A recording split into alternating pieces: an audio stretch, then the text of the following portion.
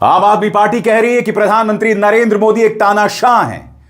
वो प्रधानमंत्री नरेंद्र मोदी जो बुरी तरह से डरे हुए हैं और यही वजह है कि बार बार आम आदमी पार्टी नेताओं पर दबिश डाली जा रही है। आपके सामने दोस्तों बड़ी खबर, आम आदमी पार्टी नेता सत्येंद्र जैन को कल रात गिरफ्तार किया गया दिल्ली जल बोर्ड के एक मामले में। अब मेरा सवाल यहां पर एक दोस्तों, यह दूसरी बार है जब सत्येंद्र जैन को गिरफ्तार किया गया था। पिछली बार इनकी बुरी हालत हो गई थी, दुर्दशा कर दी गई थी गिरफ्तारी के बाद। मगर दिल्ली जल बोर्ड से इंस्टाग्राम का स्वयंभू प्रधानमंत्री राघव चड्ढा भी जुड़ा हुआ था। इन पर कोई दबिश क्यों नहीं? याद कीजिएगा दोस्तों, जब यह व्यक्ति आम आदमी पार्टी में था तब ईडी ने एक लाल डायरी, एनफोर्समेंट डायरेक्टरेट ने एक लाल डायरी की बात की थी। उसी के बाद यह व्यक्ति लंदन भाग गया था। आम आदमी पार्टी के नेता गिरफ्तार होते गए, इस व्यक्ति का मुंह एकदम खामोश रहा और फिर उसके बाद राज्यसभा में कम से कम 7-8 आम आदमी पार्टी सांसदों के साथ यह व्यक्ति भाजपा की गोद में जाकर बैठ गया। अब आपको समझ आई सत्येंद्र जैन और राघव चड्ढा जैसे कायर के बीच का फर्क? कहां है ईडी की लाल डायरी? यह सवाल उठना लाजमी है। इससे पहले कि मैं आपको बताऊं कि अरविंद केजरीवाल ने क्या कहा है दोस्तों, सबसे पहले मैं आपके सामने 2 वीडियोस पेश करना चाहता हूं। पहला वीडियो जैसे कि आप देख सकते हैं, एंटी करप्शन ब्यूरो यानी एसीबी द्वारा गिरफ्तार किए जाने के बाद दिल्ली सरकार के पूर्व जल मंत्री सत्येंद्र जैन को मेडिकल जांच के लिए अरुणा आसिफ अली अस्पताल ले जाया गया। उन्हें दिल्ली जल बोर्ड के सीवेज ट्रीटमेंट प्लांट्स को बढ़ाने, अपग्रेड करने के टेंडर प्रक्रिया में बड़े पैमाने पर अनियमितताओं, टेंडर की शर्तों में हेरफेर और आपराधिक साजिश से जुड़े एक मामले में गिरफ्तार किया गया है। यह वो मंजर है जब उन्हें अस्पताल ले जाया जा रहा था और अब यह वो मंजर है जब उन्हें मेडिकल जांच के बाद वापस जो है वहां से लाया जा रहा था। जाहिर सी बात है अरविंद केजरीवाल इस बात को लेकर नाराज हैं और मुद्दा सिर्फ सत्येंद्र जैन की गिरफ्तारी का नहीं है। कल दिल्ली पुलिस आती है और उनके विधायक कुलदीप कुमार को उठाकर ले जाती है। अदालत के आदेश के बाद उन्हें रिहा कर दिया जाता है। मगर सबसे शॉकिंग बात, अदालत ने उन्हें रिहा तो कर दिया मगर दिल्ली पुलिस के खिलाफ कोई सख्ती जारी नहीं की। भाई, यह सवाल लाजमी है कि अगर दिल्ली पुलिस ने एक व्यक्ति को गिरफ्तार किया है और बगैर किसी कारण के, क्योंकि कुलदीप कुमार एक सैनिटेशन वर्कर की हत्या पर प्रदर्शन कर रहे थे, उन्हें गिरफ्तार कर लिया जाता है, मगर फिर अदालत को दिल्ली पुलिस के खिलाफ सख्त आदेश जारी करने चाहिए थे। वो पूरी तरह से नदारद है। बहरहाल मैं आपको बतलाना चाहता हूं अरविंद केजरीवाल उग्र हैं। उन्होंने क्या कहा आपके स्क्रीन पर। सत्येंद्र जैन को एक बार फिर बीजेपी ने गिरफ्तार करवा दिया है। अभी कुछ वक्त पहले इन लोगों ने जेल में डालकर उनकी जो दुर्दशा की थी वो सबको याद है। पिछला केस भी फर्जी था और यह केस भी फर्जी साबित होगा। आखिर कब तक बीजेपी की यह तानाशाही चलती रहेगी, जिससे मन करता है झूठे आरोप लगाकर जेल में डाल देते हैं। इनका झूठ एक बार फिर देश के सामने आ जाएगा, लेकिन जेल में बिताए उस वक्त और मानसिक प्रताड़ना की भरपाई कौन करेगा? बीजेपी के पाप का घड़ा अब भर चुका है।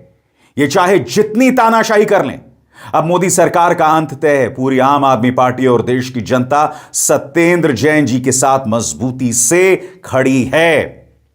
पार्टी के सांसद अनुराग ढांडा का कहना है कि प्रधानमंत्री नरेंद्र मोदी डरपोक हैं। सुनिए उन्होंने क्या कहा।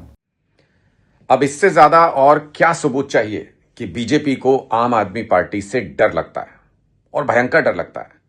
अब सोचिए कि 2022 में सत्येंद्र जैन हिमाचल प्रदेश के प्रभारी होते थे।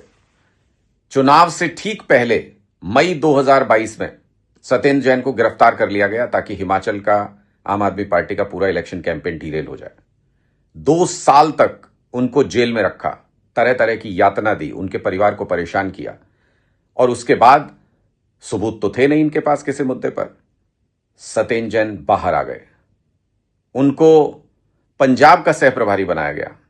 अब पंजाब में चुनाव आने वाले हैं, तो जहां जहां बीजेपी को लगता है कि चुनाव में लड़के वो आम आदमी पार्टी का मुकाबला नहीं कर सकती, तो फिर वो अपनी एजेंसियों का इस्तेमाल करती है, फिर वो ये हथकंडे अपनाती है।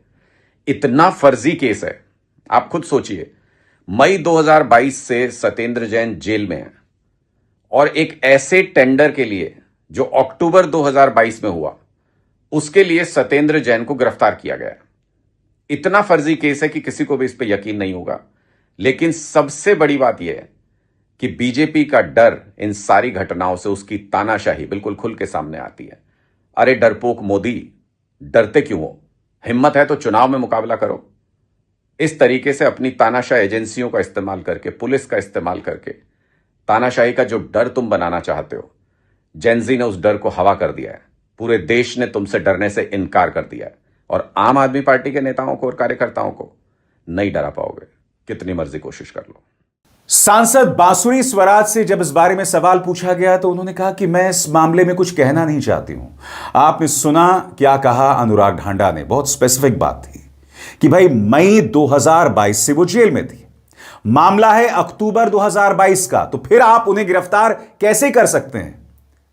जब आप ये कह रहे हैं कि आम आदमी पार्टी भ्रष्टाचार का पुलिंदा है, तो आपको बताना चाहिए ना, ये कुछ महीनों का फर्क क्यों है इस तरह से? मई से वो व्यक्ति जेल में था, मामला अक्टूबर का है, सवाल उठना लाजमी है। मई और अक्टूबर में कितना फर्क है? मई, जून, जुलाई, अगस्त, सितंबर, अक्टूबर, करीब 6 महीने का फर्क है। सुनिए बांसुरी स्वराज के बेतुके तर्क। आम आदमी पार्टी की तत्कालीन सरकार ने ये अपने पूरे कार्यकाल में दिखा दिया कि उनकी पूरी की पूरी नीयत केवल अपने प्रचार प्रसार और भ्रष्टाचार की थी। आपने देखा होगा कि आम आदमी पार्टी की सरकार के पूरे कार्यकाल में एक भी एसटीपी प्लांट दिल्ली में नहीं लगा और जो पब्लिक का पैसा था, जहां पर जल भराव से दिल्ली को बचाना चाहिए था, उस पैसे का इस्तेमाल कर जहां पर एसटीपी प्लांट्स लगाकर दिल्ली में सुएज ट्रीटमेंट के और प्रावधान करे जाने चाहिए थे, जहां पर यह सुनिश्चित करा जाना चाहिए था कि यमुना जी और मलिन ना हो बल्कि और स्वच्छ हो, ये पूरा का पूरा पब्लिक मनी स्कैम के माध्यम से तत्कालीन आम आदमी पार्टी और आम आदमी पार्टी के नेताओं ने खुर्द बुर्द कर दिया। आज जब इन्वेस्टिगेटिंग एजेंसीज ने सत्येंद्र जैन जी और उनके साथ 4 और अभियुक्तों को अरेस्ट करा है, तो दिल्ली की जनता को न्याय मिलेगा। ये एक बार पुनः एक आशा की किरण जनता के जहन में जरूर जगी है। लेकिन इस पे मैं और टिप्पणी इसलिए नहीं करूंगी because the law will definitely take its own course henceforth. लेकिन दूसरी तरफ आम आदमी पार्टी के जो बाकी के जो नेता हैं, उनका ये कहना है, अरविंद केजरीवाल ने कहा है कि बीजेपी ने ये गिरफ्तारी कराई है और बीजेपी की ये तानाशाही खत्म नहीं होगी। इससे पहले भी इसी तरीके से उनको गिरफ्तार कराया गया था। वहीं संजय सिंह का ये कहना है कि चूंकि पंजाब में चुनाव आने वाले हैं, इसलिए सत्येंद्र जैन की गिरफ्तारी कराई गई है। देखिए, एक तो चोरी और फिर ऊपर से सीना चोरी, ये आम आदमी पार्टी की पुरानी नीयत भी रही है और नीति भी रही है। और अब एक जरूरी संदेश, सच के इस सफर में मेरा साथी बनिए, मेरा चैनल ज्वाइन कीजिए और इनमें से एक विकल्प, एक ऑप्शन चुनिए। शुक्रिया।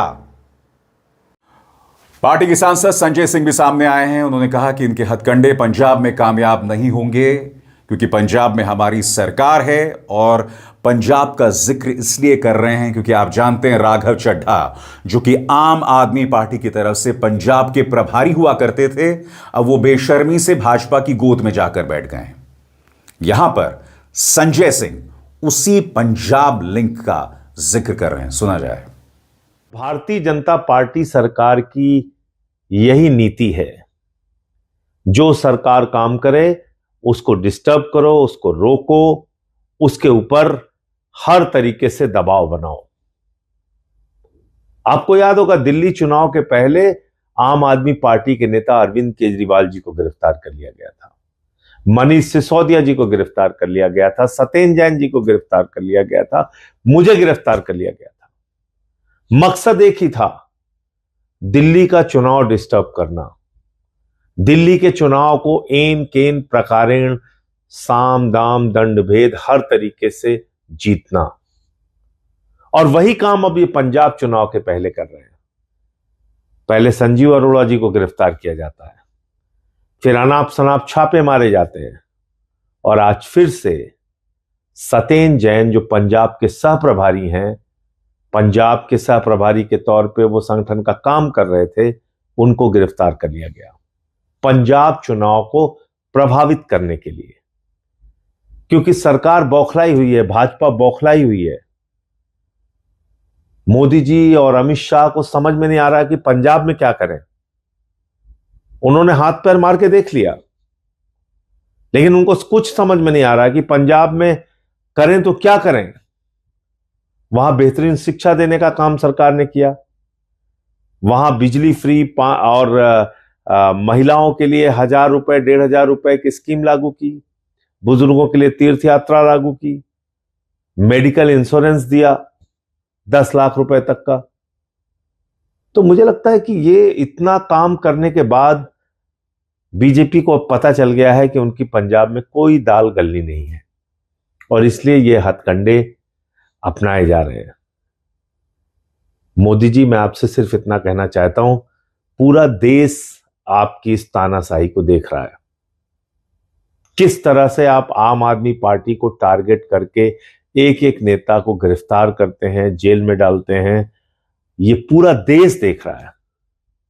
और मुझे लगता है कि अब पाप का घड़ा भर गया है।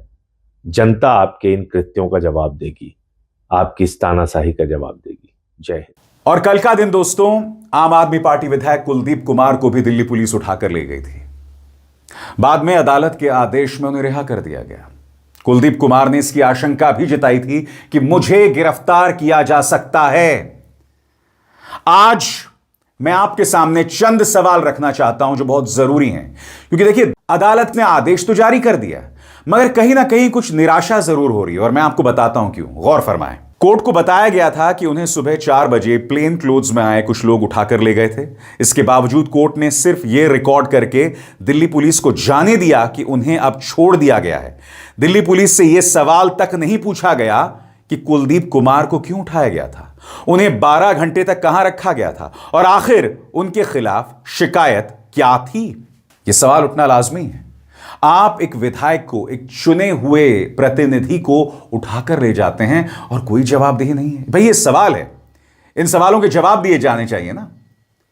अदालत की ऐसी क्या मजबूरी है कि दिल्ली पुलिस कुछ भी मनमानी करती रहती है और उन्हें जवाबदेह नहीं बनाया जाता है। जंतर मंतर प्रोटेस्ट में जब दिल्ली पुलिस ने हिंसा की थी जेनजी के साथ, तब भी मैं ये उम्मीद कर रहा था कि भाई अदालत स्वतः संज्ञान लेते हुए कड़े आदेश जारी करती।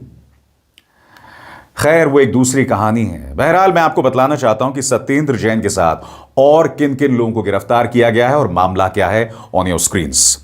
नंबर 1, सत्येंद्र जैन, जो कि दिल्ली सरकार के पूर्व जल मंत्री हैं। नंबर 2, उदित प्रकाश राय, IAS ऑफिसर हैं। दिल्ली जल बोर्ड के पूर्व CEO अंकित श्रीवास्तव, दिल्ली जल बोर्ड के पूर्व contractual consultant Nagendra Yadav, messrs AN enterprises के मालिक राजा कुमार कुर्रा, जो कि messrs Eurotech environment private limited के मालिक हैं। पंकज वर्मा मेसर्स सृजन हर के मालिक हैं। ये गिरफ्तारियां FIR नंबर 10/2024 जो 11 मई 2024 को दर्ज हुई थी के सिलसिले में हुई थी। FIR में प्रिवेंशन ऑफ करप्शन एक्ट की धाराओं के साथ IPC की धारा 420, 409, 418 और 120B लगाई गई हैं। यह केस दिल्ली सरकार के डायरेक्टरेट ऑफ विजिलेंस की शिकायत पर दर्ज किया गया है। आरोप क्या है? आरोप यह है कि दिल्ली जल बोर्ड के सीवेज ट्रीटमेंट प्लांट्स यानी STPs को अपग्रेड करने के लिए निकाले गए टेंडर्स में बड़े पैमाने पर गड़बड़ियां की गई थीं। टेंडर की शर्तों में हेरफेर किया गया और आपराधिक साजिश रची गई। मगर वो सवाल फिर बना हुआ है कि राघव चड्ढा बाहर क्यों है भाई? इंस्टाग्राम के स्वयंभू प्रधानमंत्री और सत्येंद्र जैन जेल में। क्या दिल्ली जल बोर्ड से राघव चड्ढा का कोई लिंक नहीं था? क्या यही वजह है कि राघव चड्ढा भारतीय जनता पार्टी में शामिल हो गया? क्या यह भारतीय जनता पार्टी का इंसाफ है? क्या यह इस बात को प्रमाणित नहीं करता कि आप एजेंसीज का दुरुपयोग कर रहे हैं?